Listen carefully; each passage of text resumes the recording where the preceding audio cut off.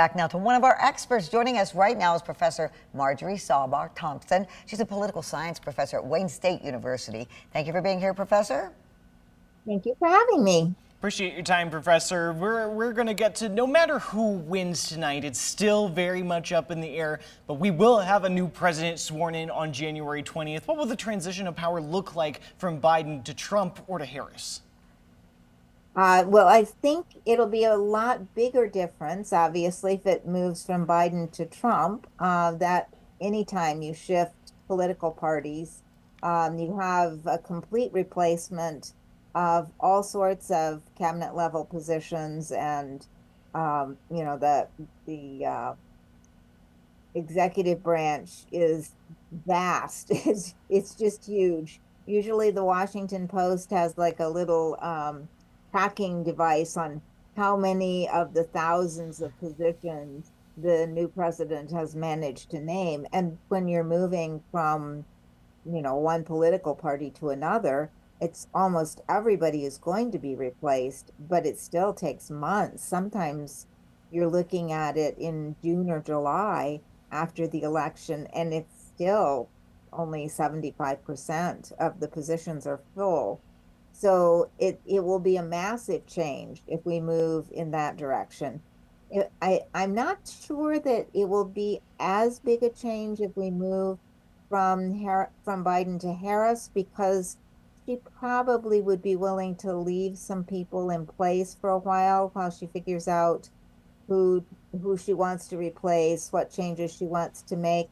But a lot of people have been talking throughout this election that it's the Biden-Harris administration, as if a vice president is sort of a part of some sort of a coalition of executives.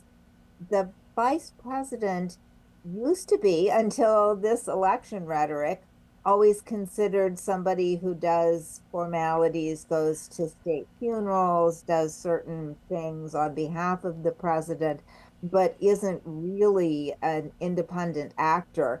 And in my political science classes, especially after some of the early things with the debates and some of the things that were coming out, it was like people were actually bursting out laughing when we were quoting things back that had been said, in terms of questions and so on. So I think actually there will be change, but it might be a more gradual change because it would be within the same political party. I often try and explain to my students that politics is a team sport. And in this country, we've gotten very fixated on personalities. And so we have sort of a cult of personality around some political candidates. And really what you want to look at is a president as potentially more like a coach, somebody who can pick good players, put together something with good team chemistry. It is involved in the sort of vision that brings together folks that can collaborate and solve problems. And it just isn't so single person focused. And I think it's a really major misunderstanding that we have about the political system at this point. Well, And so what you're doing is hiring a team. And, if the team is sort of a transition from one of the coaches who's been involved and the head coach resigns and another coach moves up, there's going to be a different kind of transition than if you bring somebody in from outside and they clear out the whole coaching staff. all right, Professor, we have time for one more quick question, and it's about Michigan and the state legislature. The balance of power could change hands. What is the likelihood it'll happen? And if it does, what changes are expected? And we have time for a quick answer. I think everything is a 50-50 coin toss. So the probability is 50-50. It could go either way.